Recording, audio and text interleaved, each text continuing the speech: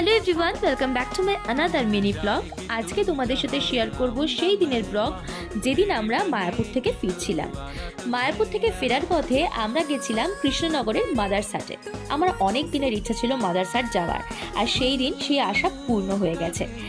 আমরা ফিরছিলাম, পেটে প্রচণ্ড খিদে, আর বাইরের ওয়েদার হচ্ছে প্রচণ্ড খারাপ ছিল। ভেতরে ছিল প্রচণ্ড ভিড়, তাই বাইরে কিছুক্ষণের জন্য ওয়েটিং করে আমরা ভেতরে ঢুকলাম।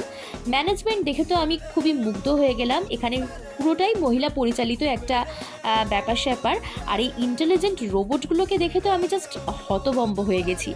কি বুদ্ধি ওদের! প্রত্যেকটা টেবিলে টেবিলে একদম মানে যে টেবিলে যে খাবারটা দেবার তারা সেই টেবিলে সেই খাবারটাই কিন্তু সার্ভ করে দিচ্ছে একদম সময় মতন। আমরা ওখানে স্পেশাল চিকেন বিরিয়ানি আর একটা চিকেনের পাতলা ঝোল, যেটা আলু দিয়ে একদম ঘরোয়া, সেটা অর্ডার করেছিলাম। স্বাদ হচ্ছে অনবদ্য, পেটে প্রচণ্ড খিদে, আর পাতে পড়ে গেল গরম গরম চিকেন বিরিয়ানি। আর কি চাই বলো? যারা তোমরা মাদারসাটে গেছো তারা তো জানোই মাদারসাটের খাবার দাবার কতটা টেস্টি। আমাদের এইভাবেই আমরা আরও কিছু নিয়েছিলাম, যেগুলো আমার আর ভিডিও করা হয়নি, কারণ আমি সুযোগ পাইনি আর করার। ওকে, বাই।